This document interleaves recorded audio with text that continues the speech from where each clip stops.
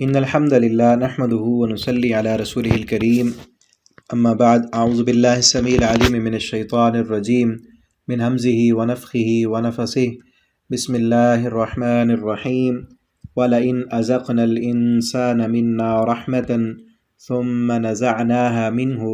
إِنَّهُ لَيَئُوسٌ کفور۔ تفسیر القرآن کا سبق آج انشاءاللہ ہم سورہ ہود کا دوسرا رکوع پڑھیں گے۔ پہلے اس کا لفظی ترجمہ دیکھتے ہیں، پھر انشاءاللہ اس کی تفسیر پڑھیں گے۔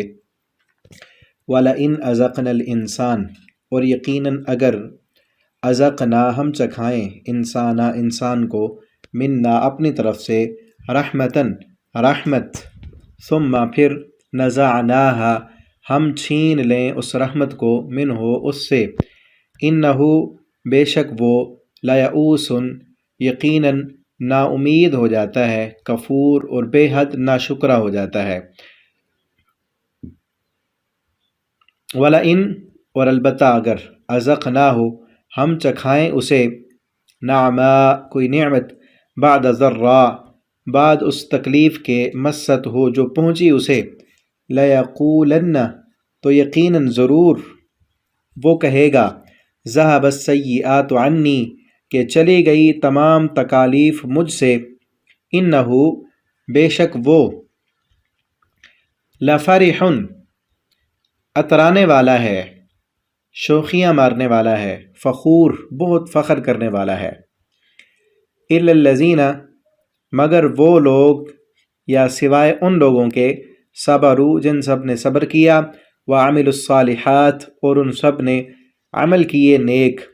اولئک یہی وہ لوگ ہیں لہم مغفرہ کہ ان کے لیے بخشش ہے، واجر کبیر اور ان کے لیے بہت بڑا اجر ہے۔ فلعلک، پھر شاید کہ آپ تارکن چھوڑ دینے والے ہیں، بعض ما یوحی بعض وہ جو وحی کی جاتی ہے، الیک آپ کی طرف، وضائقن اور تنگ ہونے والا ہے، بھی اس وجہ سے صدرک آپ کا سینہ، ان یقولوا کہ وہ سب کافر کہیں گے لولا انزل کیوں نہیں اتارا گیا علیہ اس پر کنزن کوئی خزانہ، او جاء یا کیوں نہیں آیا معہ اس کے ساتھ ملکن کوئی فرشتہ، انما انت نذیر بے شک آپ تو صرف ڈرانے والے ہیں، واللہ علی کل شیء وکیل اور اللہ تعالی ہر چیز پر نگران ہے۔ ام یقولون افطرا، یا وہ سب کہتے ہیں افطرا اس نے خود گھڑ لیا ہے اس قرآن کو، قل آپ کہہ دیجئے فأتو پھر تم سب لے آؤ بعشر سور مثلہ 10 صورتیں اس جیسی مفتریات گھڑی ہوئی، وادعو اور تم سب بلا لو من استطعتم جنہیں تم بلانے کی طاقت رکھتے ہو، من دون اللہ اللہ کے سوا، ان کنتم صادقین اگر ہو تم سب سچے، فإن لم يستجیبوا لکم پھر اگر نہ وہ سب قبول کریں لکم تمہاری بات کو، یا نہ جواب دیں وہ تمہیں، فاعلموا تو تم سب جان لو، انما انزل بعلم اللہ کہ یقیناً یہ نازل کیا گیا ہے بعلم اللہ اللہ کے علم کے ساتھ، وَأَن لَا الہ اور یہ کہ کوئی معبود نہیں الا ہوا مگر وہی، فہل انتم مسلمون تو کیا تم سب فرما برداری کرنے والے ہو، من کانا جو بندہ ہو یرید و چاہتا ہو، حیات الدنیا دنیاوی زندگی کو، وزینتہا اور اس کی زینت کو، نوفی تو ہم پورا بدلہ دیتے ہیں، الیہم ان کی طرف، اعمالہم ان کے اعمال کا، فیہا اس دنیا میں، وہم فیہا لا یبخسون اور وہ اس دنیا میں کچھ بھی کمی نہیں کیے جاتے، اولئک الذین یہی وہ لوگ ہیں، لیس لہم فی الآخرہ کہ نہیں ہوگا ان کے لیے آخرت میں، الا النار مگر آگ، وحبط اور برباد ہو گیا ما صنعوا جو ان سب نے کیا، فیہا اس دنیا میں، وباطل اور بیکار ہے باطل ہے، ما کانوا یعملون جو وہ سب کرتے ہیں، افمن کان علی بینہ تو کیا جو شخص کانا ہو علی بینۃ واضح دلیل پر، من ربی اپنے رب کی طرف سے، ویتلو ہو اور پیچھے آیا ہو اس کے شاہدن ایک گواہ من ہو اس کی طرف سے من قبلی اس سے پہلے کتاب موسیٰ و من قبلی اور اس سے پہلے کتاب موسیٰ تائید میں موسیٰ علیہ السلام کی کتاب بھی ہو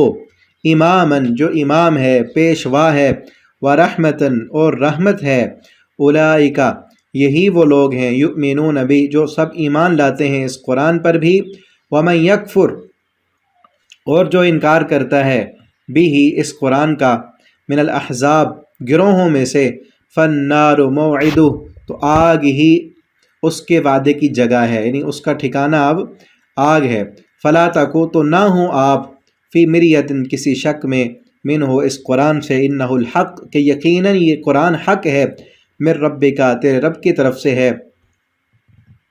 ولیکن اکثر الناس لا یؤمنون اور لیکن اکثر لوگ ایمان نہیں لاتے ومن اظلم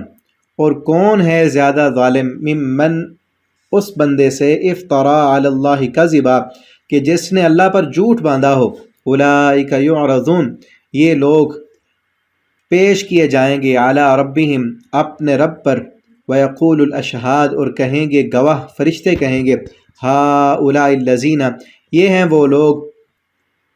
کذبوا کہ جن سب نے جھوٹ بولا علی ربہم اپنے رب پر الا لعنت اللہ آگاہ رہو اللہ کی لعنت ہے علی الظالمین ظالموں پر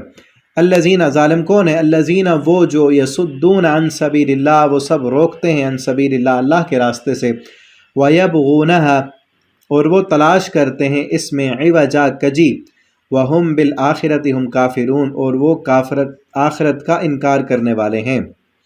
اولئک یہی وہ لوگ ہیں لم یکونوا کہ نہیں ہیں وہ سب عاجز کرنے والے فی الارض زمین میں وما كان لهم من دون اللہ اولیاء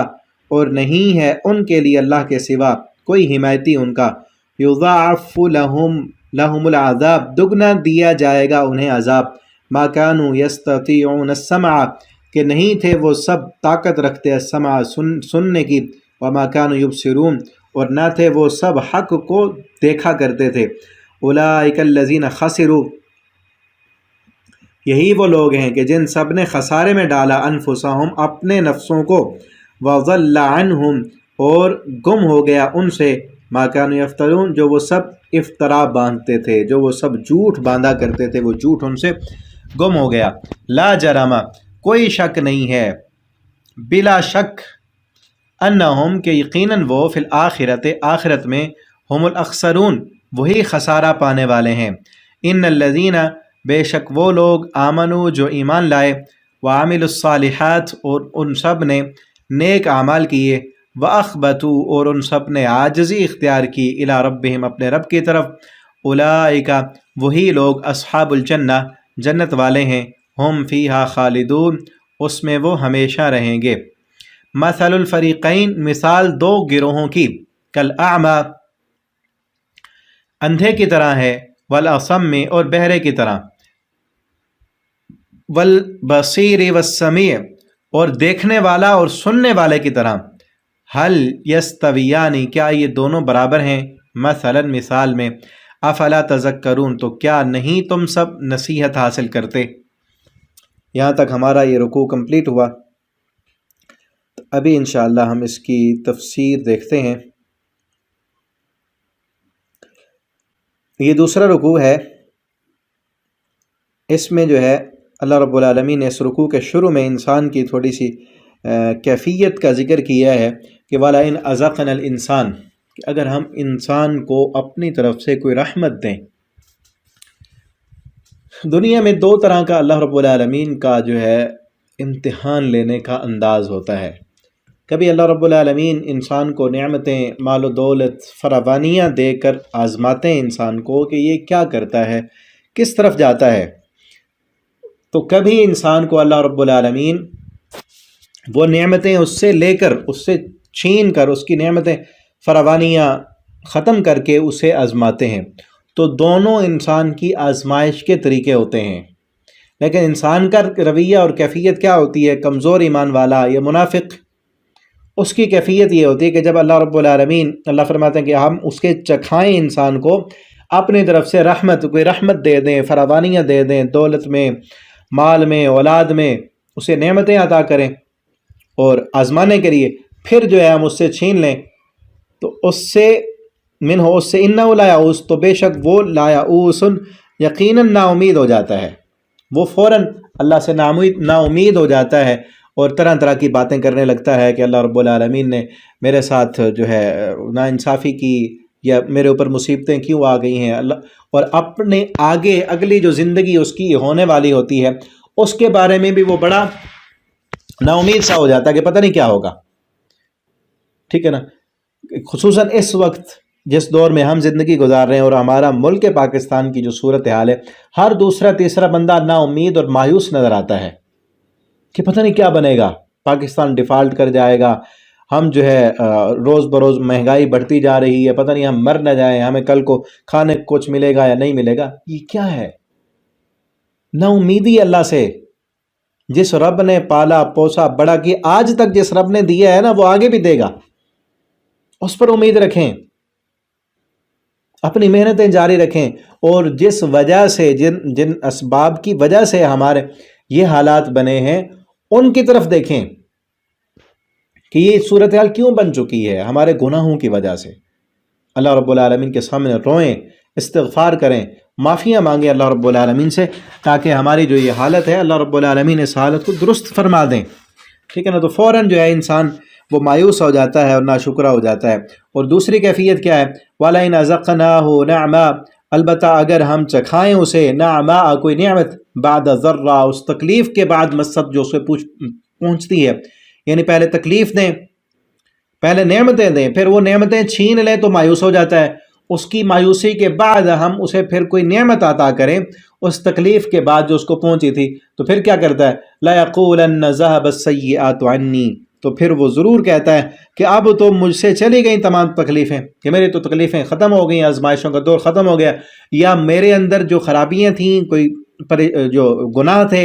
ان گناہوں کی وجہ سے پریشانیاں تھیں، اب وہ پریشانیاں ٹل گئی ہیں، تو میرے گناہ بھی اب چلے گئے ہیں، اللہ اب مجھ سے راضی ہیں۔ اکثر انسانوں کی یہ کیفیت ہے، نعمتیں، فراوانیاں، مال و دولت کی کثرت اور خوشیاں وہ دیکھ کر سمجھتے ہیں کہ اللہ رب العالمین ہم سے راضی ہیں۔ اگر اللہ ناراض ہوتے تو کاروبار میں نقصان نہ ہوتا، اگر اللہ ناراض ہوتے تو کوئی بیماری نہ آتی، ٹھیک ہے نا۔ تو یہ اللہ رب العالمین کی رضامندی یا ناراضگی کی علامت نہیں ہے، ٹھیک ہے نا۔ اللہ کی رضامندی کی علامت یہ ہے کہ انسان کو نیکیاں کرنے کی توفیق مل رہی ہے، ٹھیک ہے نا۔ ایک انسان اس کے پاس نعمتیں ہیں، اللہ کی فراوانیاں ہیں، مال و دولت ہے، اللہ رب العالمین کا مال وہ حلال کاموں پہ خرچ کر رہا ہے، جائز کاموں پہ خرچ کرتا ہے، اس کو نماز پڑھنے کی توفیق ہے، صدقہ کرنے کی توفیق ہے، اللہ کے راستے میں خرچ کرنے کی توفیق اس کو ملی ہوئی ہے، وہ توبہ استغفار کرتا ہے، اللہ کے سامنے معافیاں مانگتا ہے، تہجد پڑھتا ہے، تو یہ نیکیوں کی طرف جو رغبت ہے اس کو، یہ اس بات کا جو ہے ثبوت ہے کہ اللہ رب العالمین نے اس بندے کے ساتھ بھلائی کا ارادہ کیا ہے۔ مال و دولت اس بات کا ثبوت نہیں ہے، مال تو اللہ تعالیٰ کافروں کو بھی عطا کرتے ہیں۔ اسی طرح سے ایک انسان کے پاس مال و دولت نہیں ہے، بیچارہ بیماریوں میں، پریشانیوں میں ہے، مشکل میں ہے، لیکن اللہ کی فرما برداری کرتا ہے، وہ نماز پڑھتا ہے، ذکر کرتا ہے، تہجد پڑھتا ہے، لیکن پھر بھی پریشانیاں ہیں، مشکلیں ہیں۔ یہ اب اس بات کی علامت نہیں ہے کہ اللہ رب العالمین اس سے ناراض ہیں، جبکہ علامت یہ ہے کہ وہ نیکی کرنے کی اسے توفیق مل رہی، وہ اللہ کی نافرمانی نہیں کرتا۔ تو یہ اس کو اگر مال و دولت میں کمی ہے تو یہ اللہ کی تقسیم ہے، اس میں بھی اللہ رب العالمین، اس کو بیماری ہے، مصیبت ہے، مشکل ہے، پریشانی ہے، تو اللہ کی آزمائش ہے، اس آزمائش میں اس مشکل سے گزرے گا تو اس کے درجات بلند ہو جائیں گے، ٹھیک ہے نا۔ تو یہ دونوں چیزیں ہمیں ذہن میں رکھنی چاہیے، مال و دولت، دنیا، یہ اللہ رب العالمین کی جو ہے رضامندی کی علامت نہیں ہے، اللہ رب العالمین کی رضا مندی کی علامت جو ہے، اور یا انسان کے ساتھ، کس انسان کے ساتھ اللہ رب العالمین کی بھلائی کا ارادہ ہے، وہ اس سے اندازہ نہیں لگایا جا سکتا، بلکہ اس کے عمل کیا ہیں، وہ اپنی آخرت کے لیے کتنا فکر مند ہے، وہ اللہ کی فرما برداری کتنی کر رہا ہے، اس کے ساتھ اندازہ ہوگا، ٹھیک ہے۔ لفرح فخور، پھر وہ اترانے لگتا ہے کہ میرے تو گناہ ختم ہو گئے، اللہ مجھ سے راضی ہیں، ساری رحمتیں اور برکتیں میرے پاس، فخور اور فخر بھی کرتا ہے۔ فخر کبھی نیکی کا بھی ہوتا ہے، دیکھو میں حج کر کے آیا نا، میں عمرہ کر کے آیا، میرے ساتھ یوں ہو گیا، فلاں ہو گیا، میں نے یہ نیکی کی تھی، میں نے یوں کیا تھا۔ شیطان اس کو جو ہے اس کے اندر نیکی کا غرور اور تکبر پیدا کرتا ہے، تو جو کہ بالکل ناپسندیدہ ہے۔ ایک رائی کے دانے کے برابر بھی اگر کسی انسان کے دل میں تکبر ہے تو نبی کریم صلی اللہ علیہ وسلم نے فرمایا ایسا انسان جنت میں نہیں جائے گا۔ الا الذین، مگر وہ لوگ، صبروا، جن سب نے صبر کیا، وعملوا الصالحات، اور ان سب نے عمل کیے نیک، اولئک لہم مغفرہ، ہاں وہ لوگ کامیاب ہونے والے ہیں جو ایمان لائے اور انہوں نے عمل صالح کیا۔ اور صالح عمل کی جو ہے کم از کم اس میں 2 شرطیں ہوں، وہ عمل اللہ رب العالمین کی رضا کے لیے ہو، اور وہ عمل پیارے پیغمبر صلی اللہ علیہ وسلم کی سنت کے مطابق ہو۔ اب جو عمل اللہ کی رضا کے لیے ہوگا اس پر انسان فخر نہیں کرے گا، وہ عمل کرے گا اور چھپا دے گا، اللہ کی رضا کے لیے کیے۔ لوگوں سے داد تھوڑی لینی ہے کہ لوگوں کو بتاتے پھرے میں نے یوں کیا تھا، یوں کیا تھا، یوں کیا تھا۔ ایمان والے اور صالح عمل کرنے والے وہ ایسے نہیں کرتے، جو پیچھے آیا نا کہ کیا کرتے ہیں، وَلَنَزَقْنَاهُ نَعْمًا بَعْدَ ضَرَّةٍ مَسَّتْهُ لَيَقُولَنَّ، جب ہم نعمتیں دیں جو ہے اور نعمت دے کر چھین لیں، نَزَعْنَا مِنْهُ لَيَئُوسٌ كَفُورٌ، تو ناشکرا ہو جاتا ہے۔ وَلَنَزَقْنَاهُ نَعْمًا، اور جب ہم نعمتیں دیں تو پھر کہتا ہے مجھ سے اب برائیاں چلی گئی ہیں۔ ایمان والے ایسا نہیں کرتے، جو صبر کرنے والے ہیں، ایمان والے ہیں، اللہ رب العالمین کی رضا پر راضی رہنے والے ہیں، وہ تکلیفوں میں صبر کرتے ہیں، وہ مشکلوں میں مایوس نہیں ہوتے، ان کی امیدیں اللہ کی ذات پر ہوتی ہیں کہ یہ مشکلیں تو ٹل جائیں گی، اللہ رب العالمین ہمارے ساتھ اچھا کر دیں گے۔ وہ صبر کرتے ہیں، مشکل میں بھی مایوس نہیں ہوتے، اور اللہ رب العالمین نعمتیں اور فراوانی عطا کر دیں تو پھر بھی وہ صبر کرتے ہیں۔ یہ نہیں کہتے کہ اترانے نہیں لگ جاتے، فخر نہیں کرتے، غرور میں نہیں آتے، دوسرے انسانوں کو جو ہے چھوٹا نہیں سمجھتے، وہ نیک عمل کرتے ہیں۔ اولئک لہم مغفرہ، انہی کے لیے مغفرت ہے۔ یعنی دونوں کیفیتوں میں نبی کریم صلی اللہ علیہ وسلم نے فرمایا نا، مومن کا معاملہ بڑا عجیب ہے۔ ان اصابتہ ضراء صبر وان اصابتہ سراء شکر، کہ انسان مومن اس پر تکلیف آتی ہے تو صبر کرتا ہے، اللہ رب العالمین سے اجر پاتا ہے۔ اس پر نعمتیں آتی ہیں، فراوانی آتی ہیں، خوشی ملتی ہے، شکر، اللہ کا شکر ادا کرتا ہے، اجر پاتا ہے۔ مومن کے لیے تو خیر ہی خیر ہے، خیر ہی خیر۔ ایمان والے عمل صالح کرنے والے، اللہ مغفرہ، ان کے لیے مغفرت ہے۔ مشکل میں ہوتے ہیں تو صبر کرتے ہیں، اللہ اجر عطا کرتے ہیں۔ خوشیاں آتی ہیں، مال و دولت کی فراوانی ملتی ہے تو پھر کیا کرتے ہیں؟ پھر اللہ رب العالمین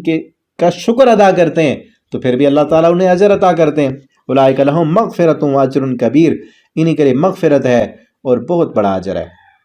اب یہاں سے اور بات کی طرف اشارہ ہے، فَلَعَلَّكَ تَارِكٌ بَعْضَ مَا يُوحَىٰ إِلَيْكَ، پھر شاید آپ چھوڑ دیں گے بعض وہ چیزیں جو آپ کی طرف وحی کی جاتی ہیں۔ وَضَائِقٌ، اور تنگ ہونے والا ہے ان کے ساتھ آپ کا سینہ۔ نبی کریم صلی اللہ علیہ وسلم، اب میں نے اس صورت کے شروع میں بتایا تھا نا کہ یہ صورت مکہ کے آخری دور میں، کہ جس وقت جو ہے مخالفت کی انتہا کو مخالفت پہنچ چکی تھی، اس دور میں یہ نازل ہونے والی ہے۔ اور بار بار وہ آپ صلی اللہ علیہ وسلم سے مطالبے کرتے تھے، کبھی آپ کو ساحر کہتے، کبھی مجنون کہتے، کبھی دیوانہ کہتے، اور مطالبے ان کے یہ تھے کہ یہ پیغمبر ہیں تو ان کے ساتھ جو ہے ان کا تو کاروبار ہونا چاہیے بڑا، ان کا باغ ہونا چاہیے، اس باغ میں نہریں چلنی چاہیے، ان کے پاس ایک بڑا محل ہونا چاہیے، یا ان کے ساتھ ایک فوج ہونی چاہیے، اس کے باڈی گارڈ ہونے چاہیے، تاکہ جو اس کے خلاف ہو وہ اس کو روک سکیں، اس پر کوئی تکلیف نہ آئے، ٹھیک ہے نا۔ اور کئی طرح کے مطالبات تھے، وہ آگے چل کے ہم سورہ بنی اسرائیل میں پڑھیں گے۔ وہ کہتے ہیں کہ آپ اگر نبی ہیں تو آسمان پر سیڑھی لگا کے چڑھ جائیں اور اوپر سے پوری کتاب ایک ہی دفعہ لے کے آئیں، یا آپ کے ساتھ ایک فرشتہ ہو جو آپ کی گواہی دے، یا آپ کے لیے سونے کا گھر ہو، محل ہو، یا آپ کے لیے باغ ہو، اس میں نہریں جاری ہوں۔ اور وہ وضائقن، اور اس سے آپ صلی اللہ علیہ وسلم کا سینہ تنگ ہوتا، وضائقن بھی صدر کا، ان کے ان مطالبات کی وجہ سے آپ کا سینہ تنگ ہوتا، اور آپ صلی اللہ علیہ وسلم، آپ کو ایک تو یہ فکر یہ تھی کہ یہ لوگ کیوں نہیں مانتے، اور دوسرا آپ صلی اللہ علیہ وسلم کے، یہ پیچھے بھی ہم نے سورہ اعراف میں نے بتایا تھا، وہاں پڑھا تھا ہم نے، آپ صلی اللہ علیہ وسلم کے دل میں بھی یہ بات آتی کہ اللہ رب العالمین ان کے کسی مطالبے کو پورا کر دیں، شاید یہ مان لیں، شاید یہ مان لیں کہ ان کے لیے کوئی مطالبہ ان کا پورا ہو جائے تو یہ مان لیں گے، لیکن اللہ رب العالمین نے فرمایا کہ نہیں، ان کی من مانی کا مطالبہ ان کو نہیں ملے گا۔ اگر ان کی من مانی، ان کی مرضی کا مطالبہ پورا ہو بھی جائے، وہ کر بھی دیا جائے، پھر بھی انہوں نے ماننا نہیں ہے، انہوں نے پھر بھی نہیں ماننا۔ جس نے ماننا تھا، قرآن سے بڑا معجزہ اور کوئی نہیں ہے، ان کو کوئی اور معجزے دکھا کر منوانا کوئی فائدہ نہیں دے گا ان کو۔ فَلَعَلَّكَ وَضَائِقٌ بِهِ صَدْرُكَ، اور اس سے آپ کا سینہ تنگ ہوتا ہے۔ یقولو، کس بات سے؟ یقولو کہ وہ کہتے ہیں لولا انزل علیہ کنز، کہ اس پر کوئی خزانہ کیوں نہیں نازل ہوتا، کہ اس پیغمبر کے پاس خزانہ کیوں نہیں، مال و دولت کیوں نہیں، اس کے پاس مال و دولت ہوتی اور لوگ دولت کی وجہ سے اس کی بات مان لیتے۔ آج ہوتا ہے نا دنیا میں، جس کے پاس دولت ہے، جس کے پاس اقتدار ہے، اختیار ہے، کنٹرول ہے، لوگ اس کے ساتھ ہیں، اور وہ اپنی دولت کے زور پر، اقتدار کے زور پر لوگوں کو اپنا بنا لیتے ہیں۔ وہ کہتے کہ اس کے ساتھ بھی خزانے ہوتے تو ہمیں بھی فائدے ہوتے، وہ مان لیتے۔ لیکن ایمان، اسلام خزانوں کے زور پہ نہیں پھیلا، مال و دولت کے زور پہ نہیں پھیلا۔ اسلام نے دلوں پر دستک دی ہے، دلوں کو تسخیر کر کے، اخلاقیات بنا کے، ٹھیک ہے نا۔ اسلام معاملہ ہی دل کا ہے کہ جب تک دل کے اندر ساری محبت اللہ رب العالمین کی نہ ہو، اس وقت تک کوئی مومن ہے ہی نہیں۔ جس کے دل میں مال کی محبت ہے، دولت کی محبت ہے، وہ تو چاہیے نہیں اللہ کو، ٹھیک ہے نا۔ ورنہ دولتیں اللہ کے لیے کیا مشکل ہے کہ اللہ تعالیٰ نبی صلی اللہ علیہ وسلم کے لیے سارے پہاڑ مکہ کے سونے کے بنا دیتے، ٹھیک ہے نا۔ ان کے لیے دولتوں کے انبار اللہ تعالیٰ لگا دیتے، خزانے، ہیرے جواہرات، سب کچھ اللہ تعالیٰ عطا کر دیتے۔ اللہ کے لیے کیا مشکل تھا، لیکن دولت کی وجہ سے نہیں، ٹھیک ہے نا۔ نبی، آپ دیکھیں نا، ذرا تصور کریں کہ نبی کریم صلی اللہ علیہ وسلم کے پاس دولت تو کیا، کھانے کے لیے بھی کچھ نہیں۔ کئی دن آپ صلی اللہ علیہ وسلم کے گھر میں آگ نہیں جلتی تھی۔ آپ صلی اللہ علیہ وسلم کے صحابہ کی یہی کیفیت، پیٹ پر پتھر باندھے ہوئے ہیں، اور پھر حالت کیا، یہ طاقت، یہ ہے اصل طاقت کہ کھانے کے لیے کچھ نہیں، پہننے کے لیے پھٹے پرانے کپڑے ہیں، پاؤں میں جوتے نہیں ہیں، اور اسلام پھر بھی وہ قبول کر رہے ہیں۔ اور صرف اتنا تک نہیں، جو بھی قبول کرتا ہے اس کو مارا جا رہا ہے، پیٹا جا رہا ہے، گالیاں دی جا رہی ہیں، گھروں سے نکالا جا رہا ہے، دھمکیاں دی جا رہی ہیں، حتیٰ کہ کئی صحابہ کو شہید بھی کر دیا گیا مار مار کے۔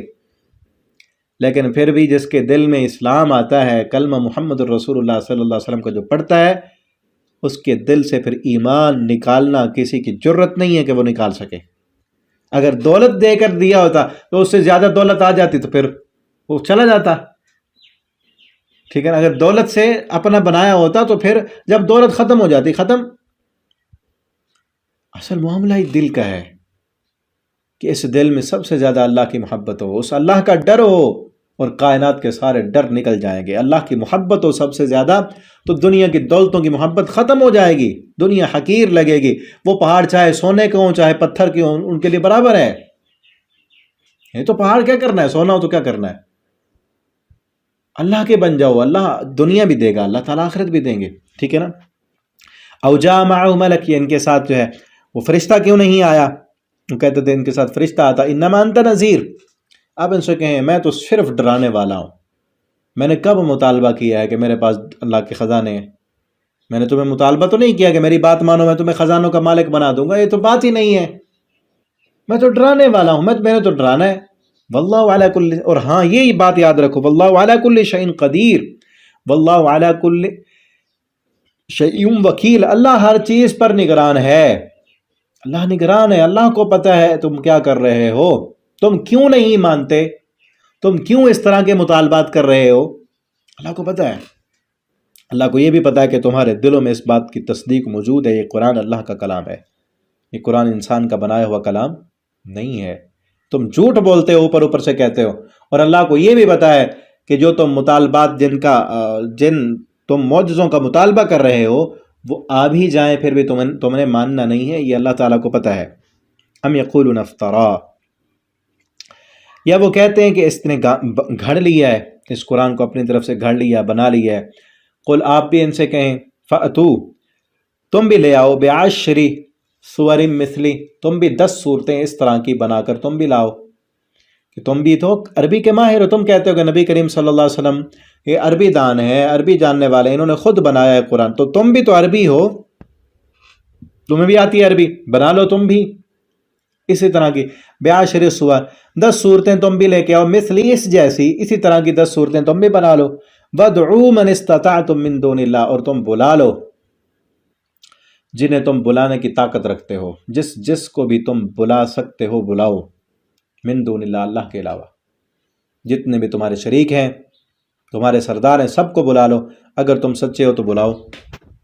ٹھیک ہے نا، یہاں 10 صورتوں کا مطالبہ ہے، یہ 10 بھی نہ بنا سکے تو پچھلی صورت میں ہم پڑھ آئے ہیں، پھر ان سے ایک صورت کا مطالبہ کیا گیا کہ ایک صورت انا اعطیناک الکوثر چاہے اتنی سی ہو بنا لاؤ۔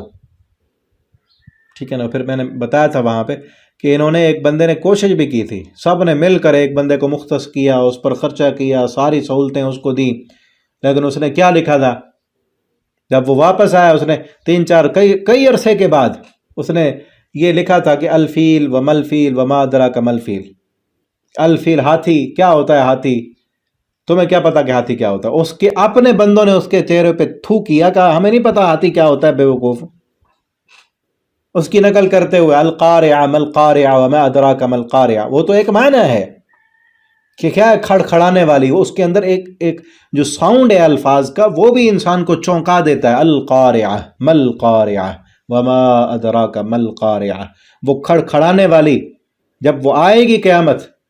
تمہیں کیا معلوم، تمہارے پاس وہ صلاحیت ہی نہیں، وہ حواس ہی نہیں، تم نے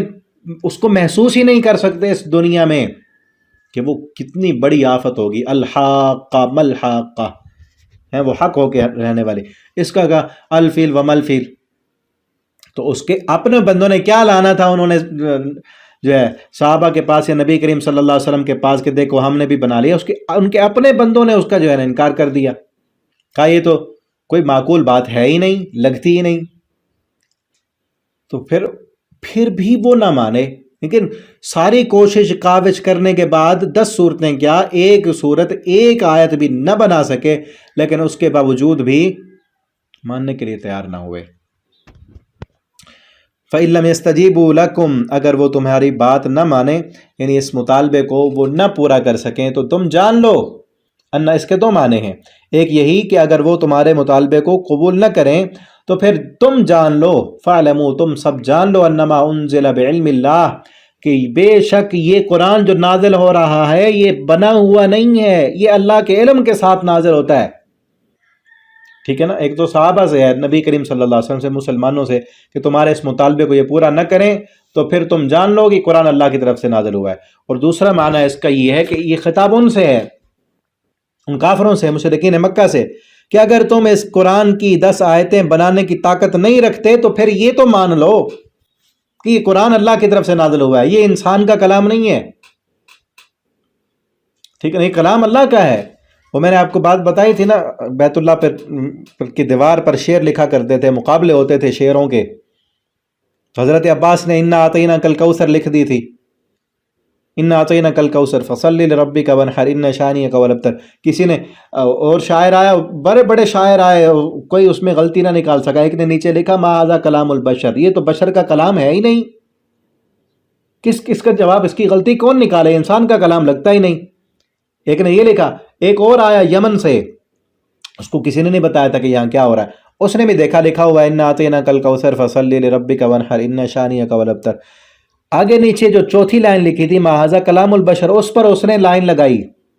لائن لگا کے کہنے لگا ولیکن ھذا کلام البشر، اوپر والے 3 جو ہیں وہ تو بشر کا کلام نہیں ہے، لیکن یہ جو لکھا ہے نا ما ھذا کلام البشر، یہ بشر کا کلام ہے۔ کتنے بڑے ماہر پہچاننے والے، کتنے ذہین اور فتین، جو خود مان رہے ہیں کہ یہ بشر کا کلام نہیں ہے، تو پھر تم جب بنا نہیں سکتے، اس قرآن میں کوئی نقص نہیں نکال سکتے، تم بھی کلام کے ماہر، فصاحت و بلاغت کے ماہر، عربی دان، ٹھیک ہے نا، اپنی پورا ٹل لگا کے تم اس میں کوئی اس جیسا بھی نہیں بنا سکتے اور اس میں کوئی غلطی بھی نہیں نکال سکتے، تو پھر جان لو، مانو کہ انما انزل بعلم اللہ، یہ قرآن اللہ کے علم کے ساتھ نازل ہونے والا ہے۔ وَأَلَّا الہ، اور اصل جو بات ہے، جو اس قرآن کا پیغام ہے، جو محمد الرسول اللہ صلی اللہ علیہ وسلم کی دعوت ہے، اور جو آپ سے پہلے سارے انبیاء کی دعوت ہے، وہ کیا ہے؟ اللہ الہ الا اللہ، مانو کہ اللہ کے سوا کوئی معبود نہیں ہے، نہیں ہے کوئی معبود مگر اللہ، اس کے سامنے جھکو، وہی مشکل کشا ہے، وہی حاجت روا ہے، داتا دستگیر وہی ہے۔ فہل انتم مسلمون، تو کیا تم مسلمان بنتے ہو، فرما بردار بنتے ہو؟ تم یہ نہیں کر سکتے تو پھر فرما بردار بن جاؤ۔ اور یاد رکھو، من کان یرید الحیات الدنیا، جو بندہ چاہتا ہو دنیاوی زندگی کو، جو انسان دنیا کی زندگی کا ساز و سامان چاہتا ہے، جس کی اس دنیا میں کوشش دنیا کے لیے ہے، جس کی محنت دنیا کے لیے ہے، وزینت، اور اس کی زیب و زینت چاہتا ہے، نوفی الیہم اعمالہم، ہم اس کے عمل کا بدلہ اسے دنیا میں دے دیتے ہیں۔ انتہائی اہم ترین آیت ہے اس، اور آج کے سبق کی یہی آیت ہی ہمیں سمجھ آ جائے اور اس کے مطابق ہم عمل کرنا شروع کر دیں، دنیا و آخرت کامیاب ہے۔ ٹھیک ہے نا، کہ جو انسان دنیا چاہتا ہے، ہم اپنے آپ سے پوچھیں ہم کیا چاہتے ہیں، ہماری چاہت کیا ہے، ہماری کوششیں، کاوشیں، محنت، صبح شام دن رات کس کے لیے ہیں؟ اگر دنیا سے لے کر دنیا تک ہی ہماری سوچ ختم ہو جاتی تو پھر دنیا ملے گی۔ محنت دنیا کے لیے، کوشش دنیا کے لیے، کاروبار دنیا کے لیے، دن کی ساری سوچیں، صلاحیتیں، سارا وقت دنیا کے لیے، آخرت ہے ہی نہیں تو ملے گی کہاں سے؟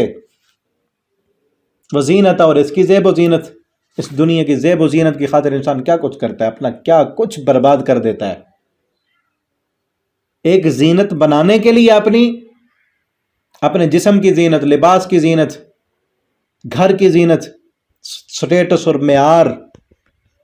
اس کی خاطر کیا کچھ کرتا ہے، اور پھر لوگوں سے اس زینت کی تعریف سننے کے لیے کتنے ٹل لگاتا ہے، پہلے دوسروں کی تعریفیں کرتا ہے تاکہ لوگ میری بھی کریں۔ ٹھیک ہے نا، تو ایسا انسان دنیا میں بھی خوار ہوتا ہے، دوسروں کی جھوٹی تعریفیں کرے گا تاکہ لوگ میری بھی کریں۔ اور پھر اگر یہ تعریف چاہے نیکی کی بھی کیوں نہ ہو،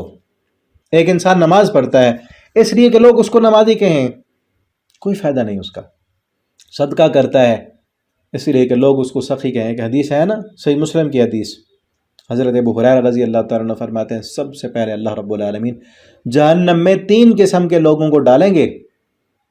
سب سے پہلا قرآن کا قاری ہوگا، قرآن کا عالم، قرآن کے دروس دینے والا، تلاوتیں کرنے والا،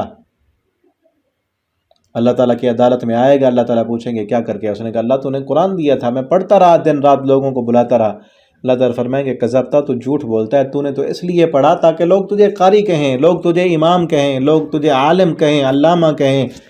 تیرے اشتہار چھپیں، لوگوں کے زبانوں پر تیرے چرچے ہوں، اپنی شہرت کے لیے، اپنی زینت کے لیے کرتا تھا۔ یہ شہرت بھی تو زینت ہے نا، انسان اپنے آپ کو اونچا کرنا چاہتا ہے، اس کے لیے تو کیا کرتا تھا، تو وہ تو تجھے دنیا میں مل گیا، تو جھوٹ بولتا ہے۔ حضرت ابو ہریرہ رضی اللہ تعالیٰ عنہ اس حدیث کو بیان کرتے ہوئے 3 مرتبہ بے ہوش ہو گئے، رو رو کے بے ہوش ہو گئے کہ کیا بنے گا ہمارا۔ وہ جو دلوں کے صاف تھے، جن کی ساری نیکیاں اللہ کے لیے تھیں، ان کی حالت یہ تھی۔ آج ہم دیکھیں ہماری حالت و کیفیت کیا ہے۔ دوسرا، شہید کو بلایا جائے گا، کتنا بڑا عمل ہے، اعزاز ہے کہ خون کا قطرہ زمین پہ بعد میں گرتا ہے شہید کا، اللہ اس کے ساری زندگی کے گناہوں کو معاف کر دیتے ہیں۔ لیکن اگر نیت بدلی، شہید کہے گا اللہ میں تیرے راستے میں لڑتا لڑتا شہید ہو گیا، اللہ فرمائیں گے کذبتا، تو جھوٹ بولتا ہے، تو نے تو شہادت اس لیے حاصل کی، لوگ تجھے بہادر کہیں، اس لیے جہاد کیا تو نے، اسے بھی جہنم میں ڈال دیا جائے گا۔ تیسرا، سخی، اللہ کے راستے میں سخاوت کرنے والا، اللہ تعالیٰ پوچھیں گے، کہے گا اللہ تو نے مال دیا، جہاں تیرے دین کو ضرورت تھی میں وہیں خرچ کرتا تھا، اللہ فرمائیں گے تو جھوٹ بولتا ہے، تو اپنے آپ کو سخی کہلانے کے لیے کیا کرتا تھا۔ یہ سارے دنیا کی زینت چاہتے تھے، دنیا کی زیب و زینت، اس لیے دنیا میں کچھ نہ چاہیں، نیکیاں اللہ کی رضا کے لیے کریں۔ ٹھیک ہے، اللہ کی رضا کے لیے کریں۔ آپ کوئی تعریف کرتا ہے، اس کے تعریف کرنے سے آپ پر کچھ نہیں ہونا چاہیے۔ ہاں یہ ہے، اگر آپ اللہ کے راستے پہ چلیں گے، وہ خود تعریف کر رہے ہیں، اسی لیے نبی کریم صلی اللہ علیہ وسلم نے فرمایا کسی کے منہ پر تعریف نہیں کرنی۔ اور یہ بات کنفرم ہے، آپ اللہ سے محبت کرتے ہیں تو جو اللہ سے محبت کرنے والے آپ سے محبت کریں گے، محبت کا اظہار بھی کریں گے، لیکن آپ نے اس کو پسند نہیں کرنا۔ آپ اگر دل سے چاہتے ہیں کہ لوگ میری تعریف کریں، لوگ مجھے اونچا کریں، پھر تو ختم سارا کچھ۔ آپ نہیں چاہتے اپنے دل سے، لوگ خود، ان کے دل میں خود آیا، وہ بھی خود آپ کے منہ پہ کرتے ہیں تو ان کو روکیں. نبی کریم صلی اللہ علیہ وسلم نے اسی لیے فرمایا جو تمہارے منہ پہ تعریف کرے تمہاری اس کے منہ میں مٹی ڈالو. کیوں؟ اس کی تعریف تمہیں اونچا کر دے گی، اس کی تعریف تمہیں فخور میں ڈال دے گی. ابھی پڑھا نا پیچھے فرح فخور، اس کی تعریف تمہیں فرح میں ڈال دے گی، اترانے لگ جاؤ گے، تم اپنے آپ کو کچھ سمجھنے لگ جاؤ گے. ٹھیک ہے نا؟ تو دنیا کی زیب و زینت صرف ضرورت کی حد تک رکھیں. یہ ضرورت ہے ہماری، اس کے لیے سرگرداں نہ پھریں، اپنی آخرت کے لیے کوشش کریں. ورنہ کیا ہے؟ نوفی الیہم اعمالہم، اللہ فرماتے ہیں اس کی نیکیاں جو ہیں، اس کے اعمال کیا، وہ رفاع عامہ کے کام کرتا ہے، وہ صدقات و خیرات کرتا ہے، رفاعی ادارے چلا رہا ہے، لیکن ہے کیا؟ دنیا کے لیے، لوگوں سے جو ہے داد وصول کرنے کے لیے، لوگوں سے ووٹ لینے کے لیے، سیاسی مقاصد اپنے حل کرنے کے لیے. اللہ فرماتے ہیں اس کے جو نیکیاں ہیں، جو اس کے عمل ہیں، اس کا بدلہ ہم دنیا میں دے دیتے ہیں اور اس میں کوئی کمی نہیں ہوتی، پورا پورا دیتے ہیں. اولئک الذین، یہی وہ لوگ ہیں، لیس لہم فی الآخرہ، کہ ان کے لیے آخرت میں کچھ بھی نہیں ہوگا. لیس لہم فی الآخرہ، آخرت میں ان کے لیے کچھ نہیں، الا النار، مگر آگ، ان کے لیے صرف آگ ہے. یہ کافر، کفر کرنے والے، اللہ کی نعمتوں کا انکار کرنے والے، آخرت میں ان کے لیے آگ ہوگی. ان کے عمل جو ہیں، ان کے کافر بھی تو کر رہے ہیں نا، رفاع عامہ کے کام کر رہے ہیں، اور اللہ مال جو ہے وہ خرچ کرتے ہیں، ترس کھاتے ہیں مخلوق پر، انسانوں پر، لیکن آخرت میں انہیں کچھ ملے گا. دنیا میں ان کے عمل کا بدلہ اللہ فرماتے ہیں پورا پورا دنیا میں دے دیں گے. آخرت میں آگ ہے اور سب برباد ہو جائے گا جو انہوں نے کیا. وَبَاطِلٌ، اور باطل بیکار ہے، مَا كَانُوا يَعْمَلُونَ، جو وہ سب عمل کر رہے ہیں.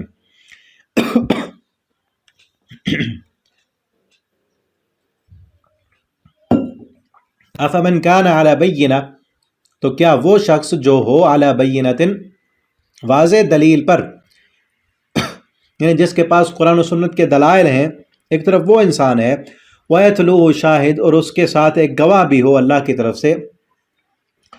وَمِن قَبْلِهِ کتاب موسیٰ،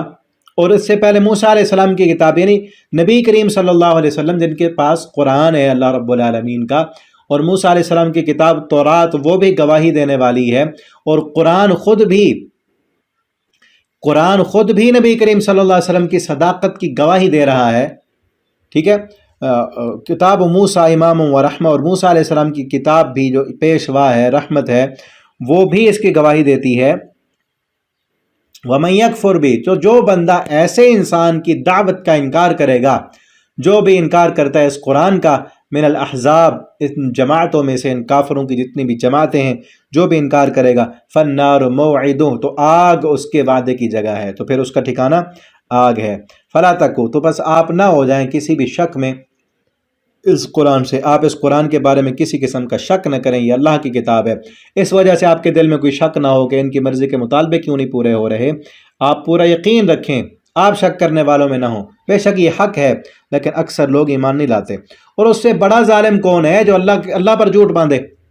یعنی ایک کلام اللہ کا ہے نہیں، وہ کہ اللہ کا کلام ہے، اس سے بڑا ظالم تو کوئی نہیں ہے. اولئک یعرضون، یہ سب لوگ اللہ کی طرف پیش کیے جائیں گے. ویقول الاشہاد، اور اس دن گواہی دیں گے فرشتے، ہؤلاء الذین کذبوا علی ربہم، کہ ہر انسان اپنے رب کی طرف پیش ہوگا. حدیث میں آتا ہے، نبی کریم صلی اللہ علیہ وسلم نے فرمایا، ایک بندہ اللہ کی عدالت میں آئے گا، مومن، نیکیاں کرنے والا، اس سے گناہ بھی ہوں گے، اللہ اسے ساری دنیا سے الگ کر کے اس سے پوچھیں گے پردے میں،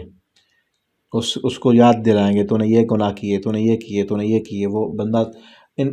مان لے گا اپنے گناہوں کو کہ ہاں اللہ میں نے کیا. اللہ فرمائیں گے میں نے دنیا میں تیرے ان گناہوں پر پردہ دیا تھا، اور آج میں نے وہ تیرے گناہ معاف کر دیے ہیں، اور میری رحمت سے جنت میں چلا جا. اور جو کافر ہیں، جو منافق ہیں، ان کا کیا ہوگا؟ وَيَقُولُ الْأَشْهَادُ، وہ بھی جب اللہ کے سامنے، اولئک یعرضون علی ربہم، وہ جب اپنے رب کے سامنے پیش کیے جائیں گے، ان کی حالت کیا ہوگی کہ ان کے جو گواہ ہیں فرشتے، وہ کہیں گے ہؤلاء الذین کذبوا علی ربہم، یہ وہ لوگ ہیں جنہوں نے اپنے رب پر جھوٹ بولا تھا. الا، یہ جھوٹ ہے نا بہت بڑا، کہ قرآن کو جھٹلا دینا، یہ کہنا کہ یہ اللہ کا کلام نہیں ہے، یا یہ کہنا کہ فلاں فلاں جو ہیں یہ اللہ کے شریک ہیں، یہ ہمیں چھڑوا لیں گے. اللہ پر بہت بڑا جھوٹ ہے، افتراء ہے. یہ ان ظالموں پر اللہ کی لعنت ہو. الذین یصدون عن سبیل اللہ، جو روکتے ہیں اللہ کے راستے سے. نکتہ چینیاں کرتے ہیں، قرآن میں جو ہے عیب نکالنے کی کوشش کرتے ہیں تاکہ وہ کمیاں، وہ عیب، نکتہ چینیاں وہ نکال کر ہم دوسرے لوگوں کو بھی قرآن پر چلنے سے روک سکیں۔ وَيَبْغُونَ عِوَجًا، اس میں ٹیڑھ پن تلاش کرتے ہیں۔ وَهُمْ بِالْآخِرَةِ هُمْ كَافِرُونَ، اور وہ سب آخرت کا انکار کرنے والے ہیں۔ یہ وہ لوگ ہیں لَمْ يَكُونُوا مُعْجِزِينَ فِي الْأَرْضِ، جو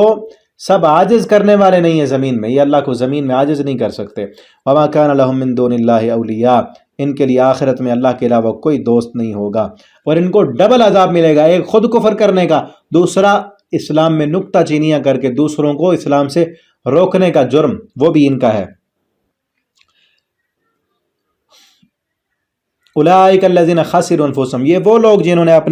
اپنے آپ کو خسارے میں ڈالا۔ لا جرم انہم فی الاخرۃ هم الاخسرون، بلا شبہ یہ آخرت میں نقصان اٹھانے والے ہیں۔ اور وہ لوگ جو ایمان لائے، وعملوا الصالحات، نیک عمل کیے، واخبتوا الی ربہم، اور ان سب نے عاجزی اختیار کیا اپنے رب کی طرف، اولئک اصحاب الجنہ، یہ لوگ جنت والے ہیں، اس میں ہمیشہ رہیں گے۔ اور یہاں ایک آخری آیت میں مثال دی جا رہی ہے کہ دو گروہوں کی مثال ایسے ہے، ایک گروہ میں ایک اندھے بھی ہیں اور بہرے ہیں،